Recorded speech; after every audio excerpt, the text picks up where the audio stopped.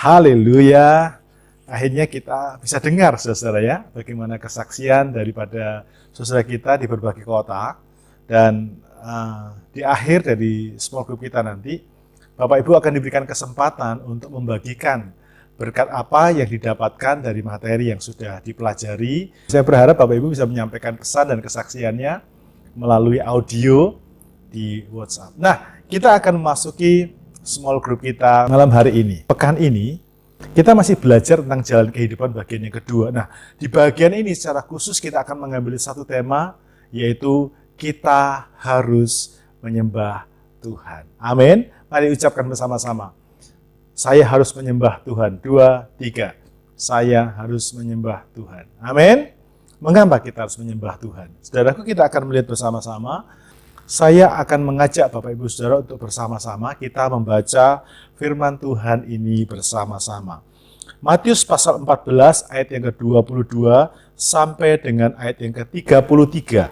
Saya akan mengajak Bapak Ibu Saudara untuk bersama-sama kita membaca firman Tuhan ini bersama-sama.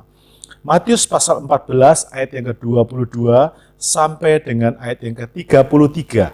Ya. Yesus berjalan di atas air. 2, 3. Sesudah itu, Yesus segera memerintahkan murid-muridnya naik ke perahu dan mendahulinya ke seberang. Sementara itu, ia menyuruh orang banyak pulang. Dan setelah orang banyak itu disuruhnya pulang, Yesus naik ke atas bukit untuk berdoa seorang diri. Ketika hari sudah malam, ia sendirian di situ. Perahu murid-muridnya sudah beberapa mil jauhnya dari pantai dan diombang-ambingkan gelombang karena angin sakal. Kira-kira jam 3 malam datanglah Yesus kepada mereka berjalan di atas air. Ketika murid-muridnya melihat dia berjalan di atas air, mereka terkejut dan berseru, "Itu hantu!" Lalu berteriak-teriak karena takut. Tetapi segera Yesus berkata kepada mereka, "Tenanglah, aku ini, jangan takut." Lalu Petrus berseru dengan menjawab dia, "Tuhan, apabila engkau itu, suruhlah aku datang kepadamu berjalan di atas air." Kata Yesus, "Datanglah." Maka Petrus turun dari perahu dan berjalan di atas air mendapatkan Yesus. Tetapi ketika dirasanya tiupan angin, takutlah ia dan mulai tenggelam, lalu berteriak, "Tuhan, tolonglah aku." Segera Yesus mengulurkan tangannya, memegang dia dan berkata, "Hai orang yang kurang percaya, mengapa engkau bimbang?" Lalu mereka naik ke perahu dan angin pun redalah. Dan orang-orang yang ada di perahu menyembah dia, katanya, "Sesungguhnya engkau anak Allah." Amin. Saudaraku, tema hari ini adalah kita harus menyembah Tuhan. Mengapa kita harus menyembah Tuhan? Kita menyembah Tuhan karena ada satu pengenalan akan Tuhan. Amin. Orang mau menyembah Tuhan karena dia tahu siapa yang dia sembah.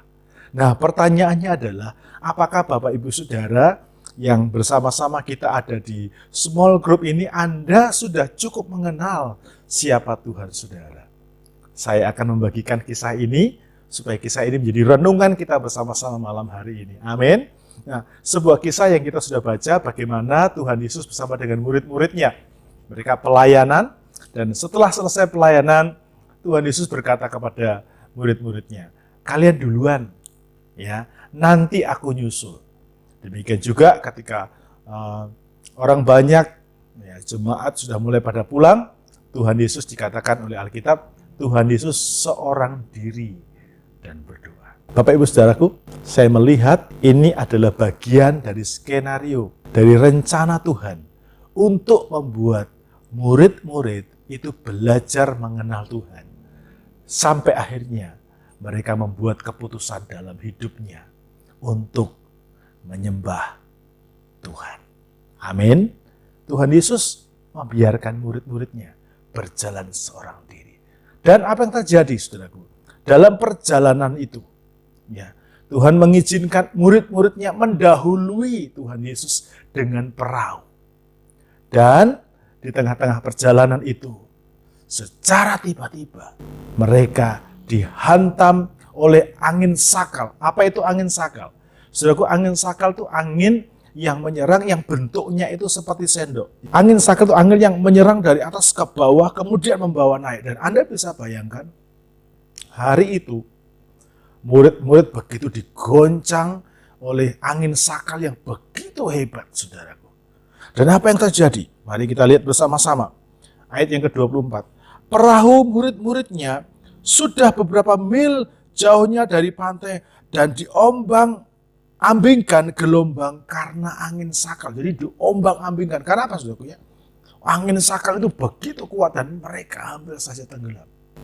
Dan diperkirakan, saudaraku, itu dari jam 6 sampai jam 3 malam. Berarti kurang lebih 9 jam. Ya, tidak dicatat memang. Tapi diperkirakan setelah pelayanan itu sekitar jam 6 sore. Murid-murid itu diombang-ambingkan dengan begitu kuat. Dan tiba-tiba Alkitab mencatat, pada jam 3 malam, Anda bisa bayangkan jam 3 malam. Sementara cuaca gelap gulita, ya, mereka diombang-ambingkan oleh angin sakal. Sementara mereka panik bagaimana bisa menyelamatkan diri. Nggak ada yang tertidur, saudaraku.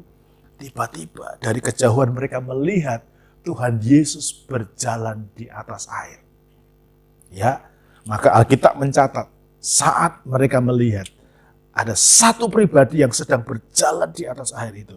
Mereka kemudian dikatakan demikian, ayat yang ke-26. Ketika murid-muridnya melihat dia berjalan di atas air, mereka terkejut. Nah, bukan cuma terkejut, saudaraku, dan berseru, itu hantu. Wow. Mereka terkejut dan berseru, itu hantu. Sambil berteriak-teriak, saudaraku, saking ketakutannya. Bapak Ibu saudaraku, kenapa mereka harus berteriak? Kenapa mereka begitu ketakutan? Karena pertama, mereka belum mengenal Tuhan. Amin. Mereka belum mengenal Tuhan. Ya, mereka belum kenal bahwa Tuhan yang mereka ikuti selama ini adalah Tuhan yang penuh dengan kuasa. Ketika mereka sementara ketakutan, Tuhan berkata, tenang, ini aku. Saudara, kenapa Tuhan harus datang? Karena Tuhan tahu murid-murid sedang diombang-ambingkan oleh angin sakal. Dia hadir untuk menolong, tapi mereka ketakutan. Ini menjadi pelajaran bagi kita. Ya, kenapa kita nggak bisa menyembah Tuhan? Karena kita nggak kenal Tuhan. Kenapa kita begitu takut dan gentar di tengah kesulitan? Karena kita nggak tahu, karena kita nggak kenal bahwa Tuhan itu memperhatikan setiap situasi yang terjadi dalam kehidupan kita. Amin. Bahkan ketika engkau sedang diombang-ambingkan oleh angin sakal yang begitu berat, Anda mesti dengar, Anda mesti perhatikan, Anda mesti kenal bahwa Tuhan Yesus, Tuhan saudara, itu adalah Tuhan yang memperhatikan dan Dia akan turun menolong saudara. Amin. Ini yang mesti digarisbawahi. Kenalah Tuhan. Kita harus menyembah Tuhan. Supaya apa? Supaya engkau tahu bahwa Tuhanmu, ketika engkau di tengah gelombang, Tuhanmu akan datang untuk menolong saudara. Tapi ketika Tuhan berkata, ini aku, tenanglah. Wah, murid-murid nggak percaya. Bener nih, masa itu Tuhan? Ya, jangan-jangan hantu. Karena mereka belum kenal. Tapi Petrus itu mewakili keraguan-raguan murid. Tuhan, itu kalau engkau suruh aku berjalan di atas air ini. Dan Tuhan berkata, sini. Hal yang menarik, kita perhatikan. Ketika angin sakal itu terjadi, saya percaya perahu mereka masih diombang-ambingkan oleh gelombang. Ketika terjadi sebuah dialog antara Tuhan dengan Petrus. Danau itu masih bergelombang, saudaraku, karena angin sakal itu. Tapi Tuhan berkata, sini datanglah. Dan Petrus melompat dari perahu. Dan Petrus berjalan di atas air.